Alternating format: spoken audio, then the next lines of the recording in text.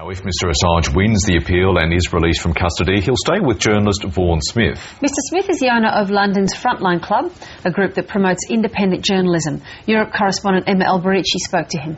I think Julian has been painted in the media in a way that is not the Julian that I see. He's a warmer, self-depreciating person. I mean, he clearly knows what he believes in, and he's very committed to his work. But still, he's an individual, and individuals have rights, and people have to stand up for him as well. What do you think about news that the Swedish prosecutor has decided to appeal? I'm very disappointed to hear that, because I think if a British court sits twice and determines there should be bail, I think it looks rather mean. I'm disappointed, and I think it won't serve them well. Given your background as a captain of the British Army, do you think that the material WikiLeaks has published has indeed put lives at risk?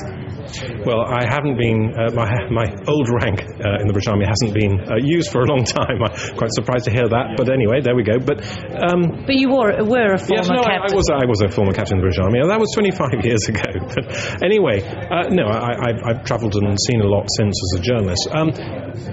Now, there were allegations and information that there would be people put at risk right at the beginning, 4 or 5 months ago in August, when the Afghan leaks were made. And well, I'm sure if some people had actually been harmed as a result, we'd know about it. It would have been reported. But we're still hearing the same arguments, the same things. And I haven't seen evidence of it, but I'm not saying that I'm not concerned about it. I'm very concerned about it. But it's much bigger than that. Firstly, we have to appreciate that these leaks have come through the traditional media. In many countries, there have been newspapers that have been determining themselves what will be released and been carrying out the redactions. And so this has been part of the process of journalism. But I just feel that WikiLeaks is getting blamed for it, and these newspapers and the liberal media hasn't been coming out as much as perhaps it could have. Instead, it's been painting a picture of a Machiavellian Julian Assange, a cold man, which he isn't, and someone pulling strings and all-powerful, and he's a human being like you or me.